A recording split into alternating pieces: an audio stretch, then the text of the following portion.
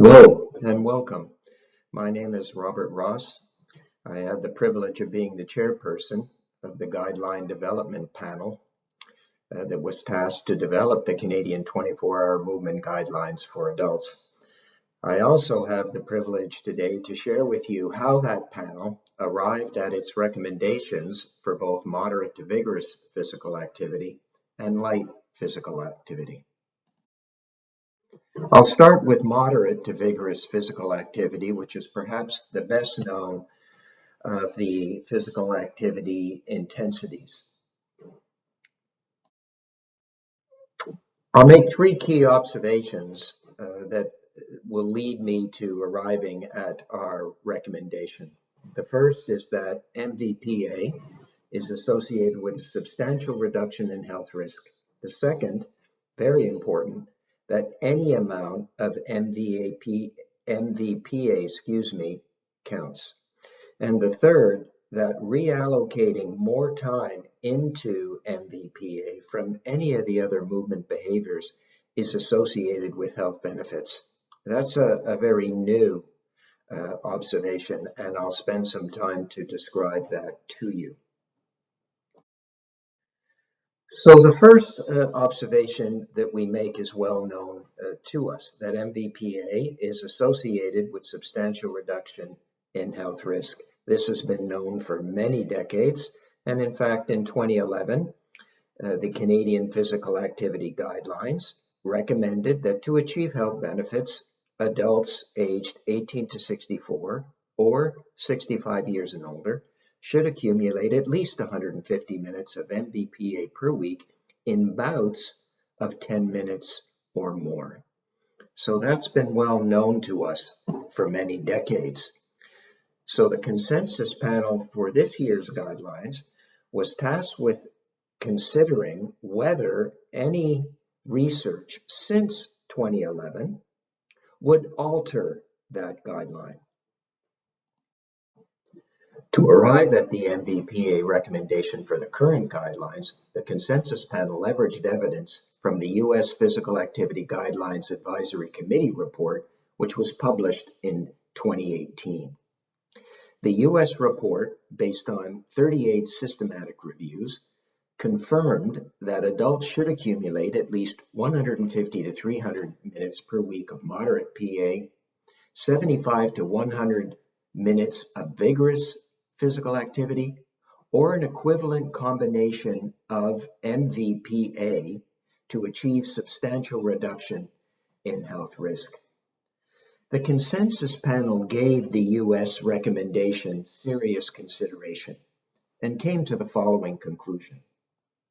To improve comprehension while staying true to the evidence, and to be consistent with previous physical activity guidelines for adults and older adults in Canada, the CP decided that regardless of age, adults should strive to accumulate at least 150 minutes of MVPA per week.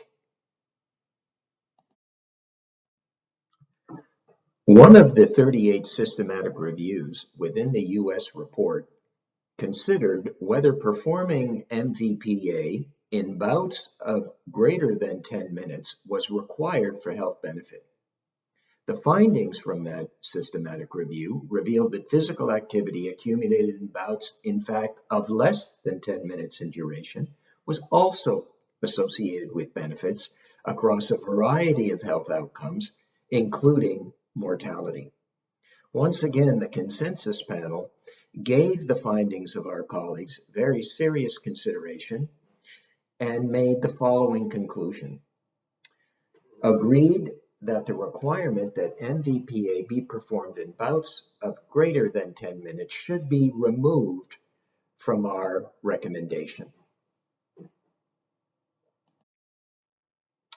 The second important point that I want to consider with respect to our MVPA recommendation is the observation that any amount of MVPA counts. What I'm showing to you here is the very well-known negative inverse dose-response association between leisure time physical activity, in this case MVPA, and the risk of all-cause mortality. And as you can clearly see, there is no threshold for a lower benefit. Doing any amount of MVPA is beneficial. And this is across a number of health outcomes. The only outcome I'm showing to you here for the sake of time is mortality. So these observations confirm that there's no lower threshold for benefit. The take-home message being that any amount of MVPA performed is beneficial, has health benefit, and should be encouraged. Thus, in our guideline for both adult age groups is the moderate to vigorous recommendation for aerobic physical activities such there is accumulation, such that there is an accumulation of at least 150 minutes per week, but also at the bottom of the guidelines that progressing towards any of these targets will result in some health benefits. In other words, any amount of daily MVPA counts. The final observation with respect to reinforcing the importance of MVPA as a behavior is analysis that looks into whether or not reallocating more of your time in a given day into MVPA matters.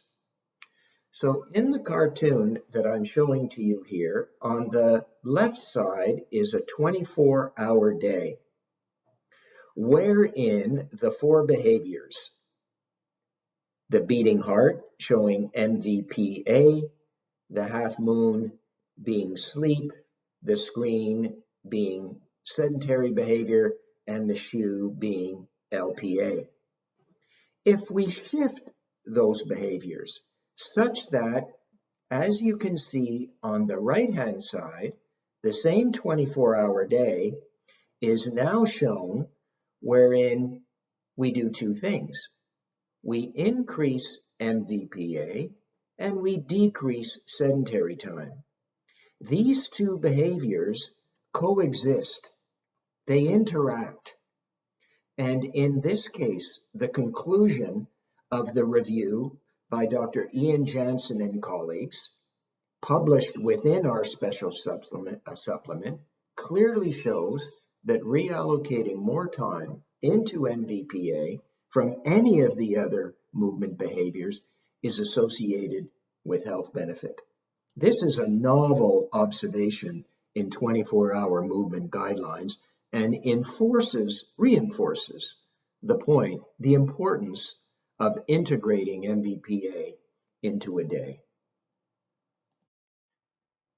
So based on these observations then, again, moderate to vigorous aerobic physical activity such that there's an accumulation of 150 minutes per week is our recommendation. And that's the recommendation for both adults and older adults, and any amount of daily MVPA counts. The implications for public health are numerous. Just two provided here, that encouraging participation in MVPA of any length provides additional options for adults of all ages. It facilitates engagement and promotes opportunities to increase movement behavior. This is particularly relevant for individuals who may be unable or unwilling to engage in MVPA bouts that are greater than 10 minutes in duration. These are important, I think, public health implications that provide options for the practitioners, and the consensus panel hopes that practitioners will keep this in mind when they're counseling individual Canadians. So to light intensity physical activity, or as I will say, LPA. And just to remind the viewer that light physical activity is really unstructured physical activity. It's not planned.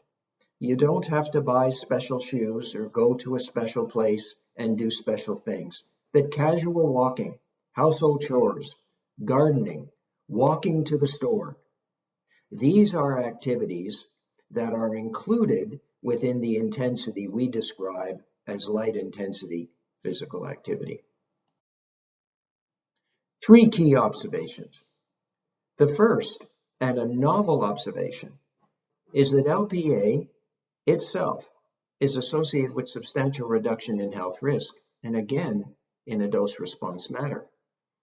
Consequently, any amount of LPA counts, and as we saw for MVPA, reallocating some sedentary behavior into any of the other movement behaviors, including LPA, is associated with health benefit. So by way of background, the U.S. Scientific Advisory Report did not provide a recommendation for LPA. And unfortunately, our consensus panel for these guidelines did not have the resources that would allow us to perform a systematic review for LPA.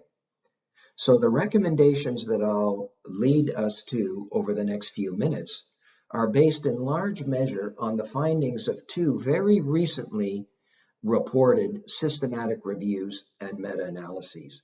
And I want to share one of those systematic reviews with you now.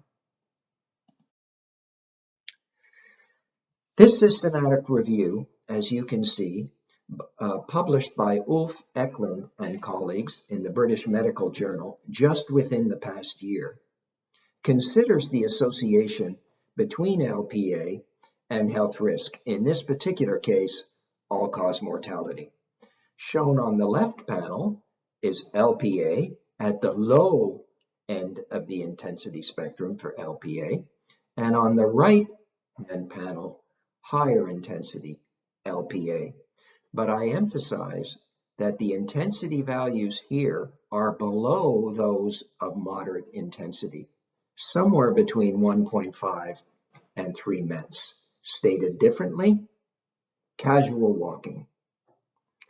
The other point that I want to make is that this systematic review of numerous studies selected studies, that had device-measured physical activity. In other words, objectively measured physical activity. And this is a very important observation that I wanted to confirm. So as you can see, in both the left and the right-hand panel, there's a very clear negative inverse dose-response association between LPA and all-cause mortality. This is a particularly encouraging finding, and it is truly first evidence of systematic reviews and meta-analyses clearly indicating the importance of all physical activities, but in particular here, light physical activity. So that's the first observation.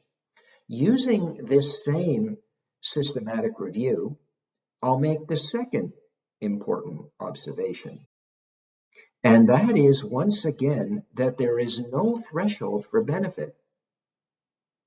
If we look at the right-hand panel, for example, you can see that as the number of minutes of LPA performed, accumulated in a day by the populations under study, were associated with a truly substantial reduction in mortality risk.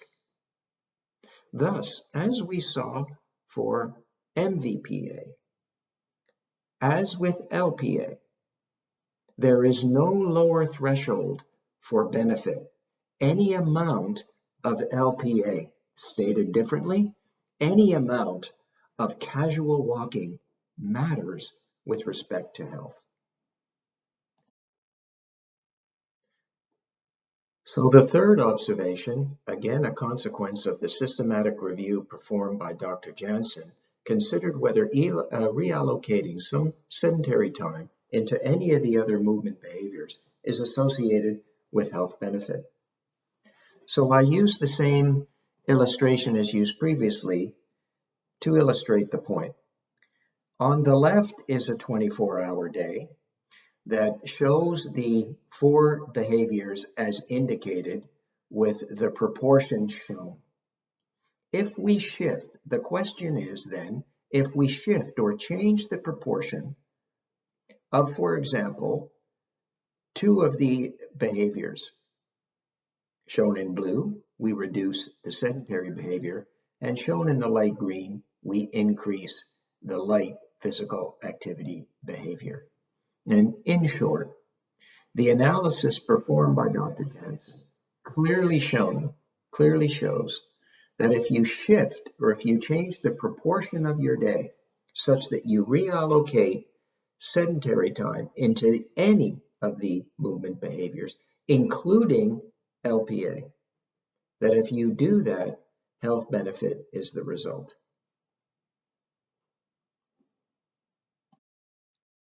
So these 3 key observations led to the following guideline recommendation for LPA. The recommendation is the same for adults aged 18 to 64 or 65 years and older. And stated simply, each adult should accumulate several hours of light physical activities, including standing, throughout the day. This again is a first-time observation, a novel recommendation that we think has very important public health implications. So 3 implications shown to you here with respect to LPA and public health. Encouraging participation in routine activities of daily living at home, work, or commuting would not be onerous. That engaging in LPA is feasible for most, if not all, adults, regardless of age. The recommendation supports public health initiatives that advocate for engaging in quiet standing, routine activities of daily living, such as casual walking, taking a flight of stairs instead of the elevator, and doing household chores.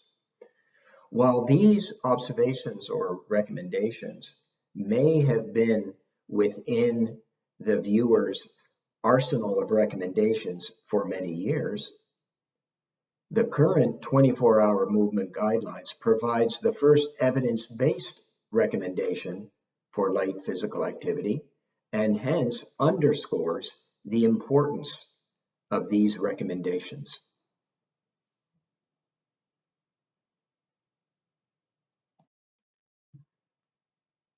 So that brings to an end my brief review. If you'd like to learn more about how the consensus panel arrived at the recommendations that I've just reviewed with you for moderate to vigorous and light physical activity, please do consult our primary process paper, first authored by myself. I emphasize that while I first authored that paper, I had the privilege of working with a remarkable group of scholars representing a wide range of discipline, all of who worked with me and made seminal contributions to this paper.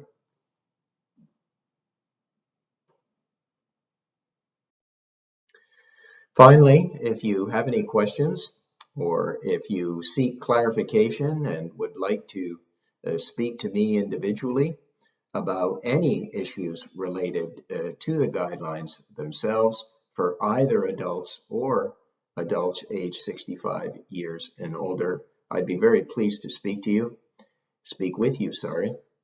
I remain a professor at Queen's University within the School of Kinesiology and Health Studies, and my email is provided here, and please do make contact if you have any questions. Thank you.